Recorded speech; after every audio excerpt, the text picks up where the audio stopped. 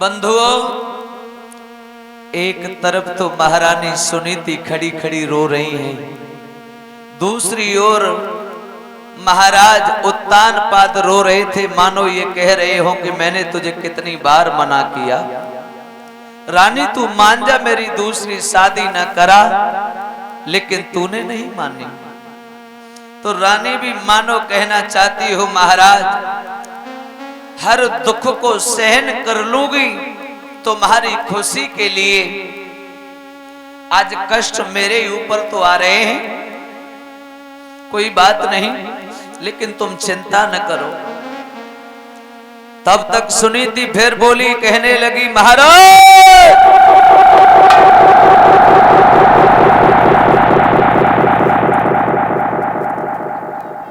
ये रो रो करके नौटंकी करके क्या हमें पिघलाने की कोशिश कर रहे हो तुम लोग? तुम्हें ये मालूम है ये सुरुचि है, सुरुचि।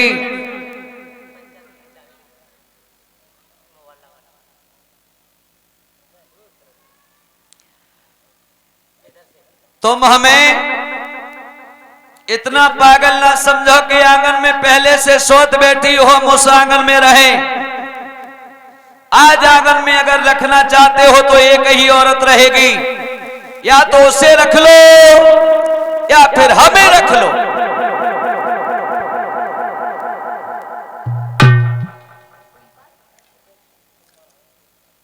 और सुनो, महारानी बन के रहूंगी तो मैं, अगर ये आंगन में रहना चाहे तो इससे कह दो, इसे हमारे महलों के काग बिड़ाड़ने पड़ेंगे। इतनी शर्त पर मंजूर हो तो बताओ। रानी ने कह दिया अपने महाराज से, महाराज बस हाँ कहते जाओ, जो ये कहे उसमें हाँ कहते जाओ। राजा ने कहा ठीक है। रानी बोली, सुनो, इतना ही नहीं, इसे पौष्टिक सुंदर भोजन नहीं दिया जाएगा। एक सिर जो मिलेंगे उसे खुद अपने हाथ से पीसने पड़ेंगे, खुद पीसे, खुद बनाए और खुद खाए। शर्त मंजूर हो तो हाँ करो, वरना मना करो।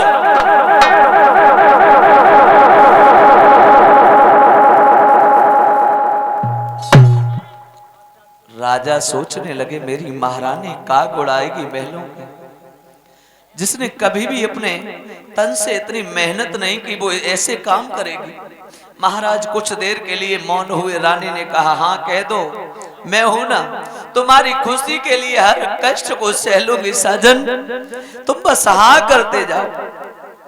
महाराज ने मानो मजबूरन हाँ कह दिया हो। बाद में रानी बोली, सुनो, इतना ही ना है, जा सौते से कब बोलना उन्हें दूंगी, शर्त मंजूर हो तो बता। बोले हाँ ठीक है। 50 रुपया रुकुमपाल, 50 रुपया राकेश कीर्तपुर से आप आए हुए हैं। आप 50-50 रुपए से सम्मानित कर रहे हैं। बहुत बहुत शुभकामनाएं, बहुत बहुत मंगल कामनाएं। रानी ने कहा कि बोलोगे नहीं? राजा बोले ठीक है, नहीं बोलेंगे। सब शर्त मंजूर करी, सोई जसोत डोला में से उतरी, सोई छम छम छम जू गई, महलन में चली गई। सुखदेव जी कहते हैं, देखा ये होता है किस्मत का खेल। जो रानी थी वो तो काग उड़ानी बन गई, और जो दूसरी रानी आई वो महारानी बनकर के महलों में रह रही है। धीरे धीरे धीरे धीरे समय बंधु बीतता गया। जो रानी अपने पिया के बगैर दर्शन के कभी भी भोजन की तो कहे कौन, जो जल भी नहीं पिया करती थी, उस रानी को आज बिना पिया के दर्शन के धीरे धीरे 6 महीने का समय होने जा रहा है। अर्धरात्रि में बैठी है, सोच रही है, हे विधाता, ऐसा जीवन क्या जीवन है? ऐसे समय से तो पहले आप मेरे लिए मौत भेज देते, वो ठीक था। बिना पति के एक स्त्री का जीवन क्या है? मैं क्या करूं, क्या न करूं, कहां जाऊं, अपने मन की किससे सुनाऊं? आधी रात का समय बंधुओं, रानी सुनीति अपने पिया को याद कर रही है और कह रही है, प्रभु मैंने आपकी मर्जी के खिलाफ कभी भी कोई कदम नहीं रखा, लेकिन पतिदेव आज क्षमा करना, मैं वो कर्म करने के लिए जा रही हूं, शायद आपको बुरा लगे। और कह रही है, हे पतिदेव आज मुझे तुम्हारी बड़ी याद आ रही है, क्षमा करना। आज रानी सुनीति कह रही है, पिया कि मोए याद पिया तेरी आए रही है, मैं तो जा रही हूँ। मोए याद पिया तेरी आई रही है, मैं तो जा रही हूँ।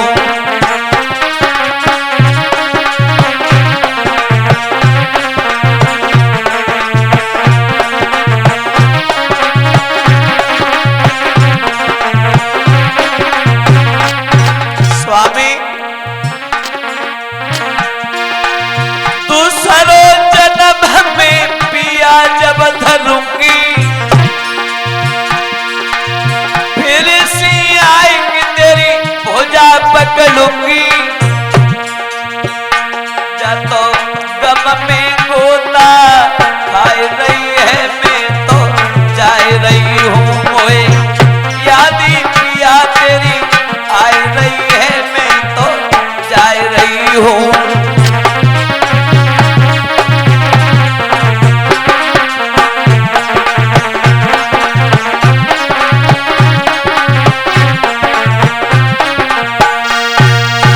आज महाराज उत्तानपाद को रानी सुनीति याद कर रही है और कह रही है कि मैं अब जीना भी नहीं चाहती पिया, क्योंकि मुझे तुम्हारे बिना ये सारा संसार अधूरा नजर आता है। और प्रभु आज तुम्हारे दर्शन के बिना हमें इतना समय हो गया और मैं भी नहीं जीना चाहती। अब जीने की अभिलाषा को मैं छोड़ चुकी हूँ। नाथ वैसे तो मैंने आपके बगैर पूछे कभी घर से कदम नहीं निकाला, लेकिन आज अब मैं तुम्हें छोड़ करके तुमसे बिना कहे महलों से बाहर निकल रही हूं। इतना कह के अपने पति को प्रणाम करके रानी सुनीति महलों से बाहर निकली और वनों की ओर जा रही है। मन में एक ख्याल आ रहा है कि अब मैं लौट के नहीं आऊंगी, मैं मर जाऊंगी, लेकिन बगैर पिया के दर्शन के अब मैं यहां दुनिया में रहना नहीं चाहती। अर्ध रात्रि के समय माता क्या कर्म करती है भैया?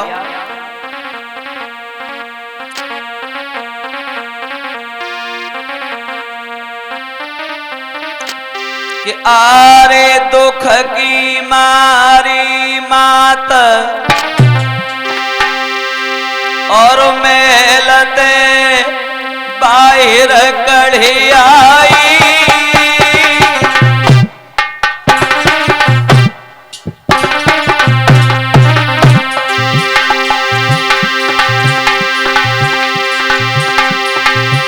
आरे दुख की मारी मात मेलते बाहर कढ़ी आई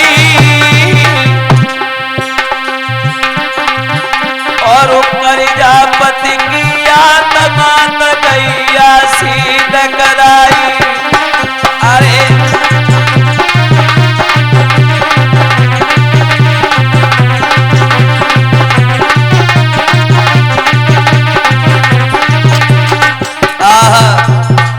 आगे को बढ़ती जा रही है माँ। बीहड़ इलाके में जब जा रही है तो कटीला रास्ता है। आहा, आगे को बढ़ रही है। जब आगे गई कटीला रास्ता पड़ा हुआ क्या?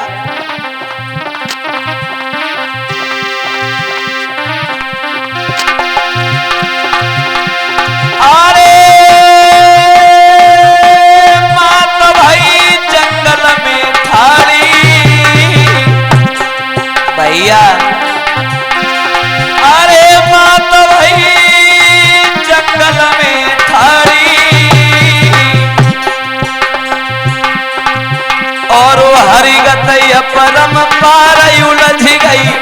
काटनो में साड़ी, अरे हरे गंगय परम पार उलझ गई काटनो में साड़ी।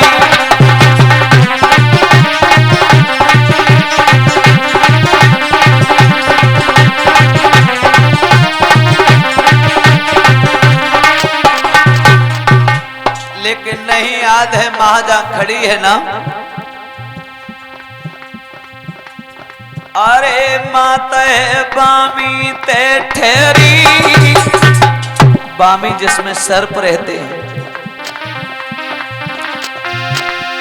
अरे माता बामी ते ठहरी, पैरनों की भाई आवाज निकल की आई गयो जहरी, पैरनों की भाई आवाज निकल की आई गयो जहरी।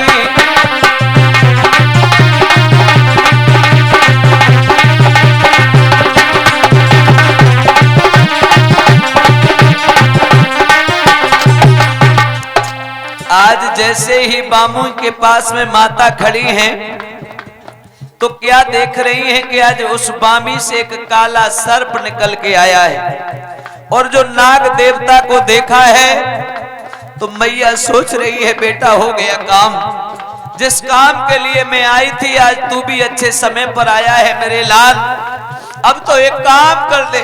और माता वो दुखिया बोली, कहा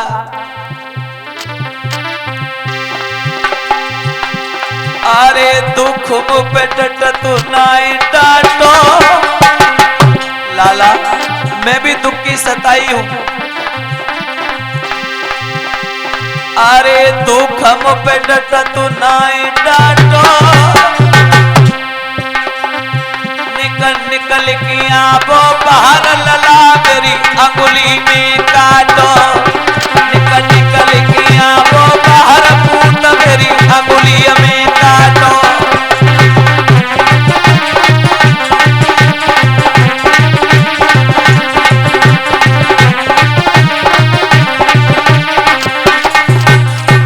नाग देवता कहने लगे मां तू मरने के लिए आई है, लेकिन क्यों? एक काम कर, हम लोगों का ये स्वभाव होता है जब तक ये पृथ्वी लोक का जीव हमसे छेड़ता नहीं है तब तक हम उसके ऊपर वार नहीं करते। पहले अपनी अंगुली को पीछे कर, और एक बात बता मरना क्यों चाहती है? तब सारी बात बताई मैया ने और कहा लाला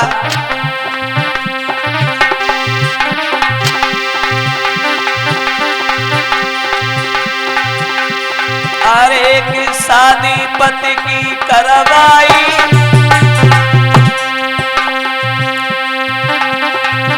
और हुई गई शादी तबई बहन मेरी द्वारे पे आई। पति की शादी करवाई मैंने जानबूझ के, लेकिन बहन आई, उस बहन के ऐसे कुछ कर्म रहे जिनकी खातिर हम अपने पिया के दर्शन नहीं कर पाते। आहा बंधुओं, तो नाग देवता बोले अगर ऐसी बात है तो सुन, जो आज्ञा महतारी पाऊं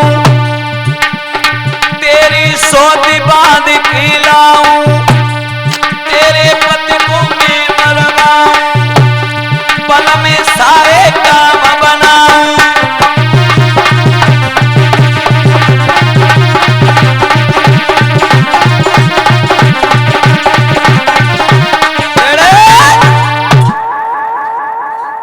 नाग देवता ने जवाब दिया मां तुम्हारे पति ने सताया हो तो तुम्हारे पति को दंड दूं, तुम्हारे सास ससुर ने तुम्हें सताया हो तो उन्हें दंड दूं, जिस सौत की बात कर रही हो बोलो उन्हें मौत के घाट उतारूं। तब मैया सुनीति ने हाथ जोड़े और कहा बेटा किसी को दुख देख करके मैंने सुख लिया, यानी किसी को दुख देकर के मैंने सुख लिया तो वो सुख काम का कहा है, किस काम का है? ऐसे सुख की मुझे आवश्यकता नहीं है बेटा तू मुझे डस नहीं सकता, तू मुझे मार नहीं सकता, तो एक काम कर, तू यहां से जिस रास्ते से आया है उस पर वापस चला जा। नाग देवता वापस चले गए। आगे वनों में जब मैया पहुंची तो देव ऋषि नारद से भेंट हुई। ये कुछ दानदाताओं की सूची है, वो इस प्रकार से है। ये 20 रुपया श्रीनिवास सनोप राकेश, 20 रुपया श्रीपाल, 20 रुपया लक्ष्मण सिंह प्रजापति, 20 रुपया अरविंद सनोप ऋषिपाल, 10 रुपया कुलदीप सनोप। नाम गंगा सुबन बही जाए, जामे कोई कोई नहाए, जामे कोई कोई नहाए।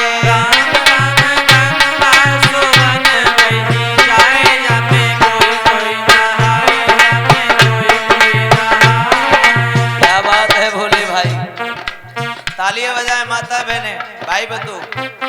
पीछे हमारे बुजुर्ग भी बैठे हैं, इधर भी बैठे हुए हैं, मस्ती में गाइए। अरे राम नाम गंगा सुबन बही जाए, जामे कोई कोई नहाए, जामे कोई कोई नहाए। राम राम गंगा सुबन बही जाए, जामे कोई कोई नहाए, जामे कोई कोई नहाए। देखिए आज हमारे बीच में हमारे बड़े भाई हरिओम प्रधान जी पधारे हैं, जो आप समस्तपुर गंग से हैं, और 50-50 रुपए से हरिओम भाई और ये दोनों भाई हमें सम्मानित कर रहे हैं। बड़ा अच्छा भाव है भाई का।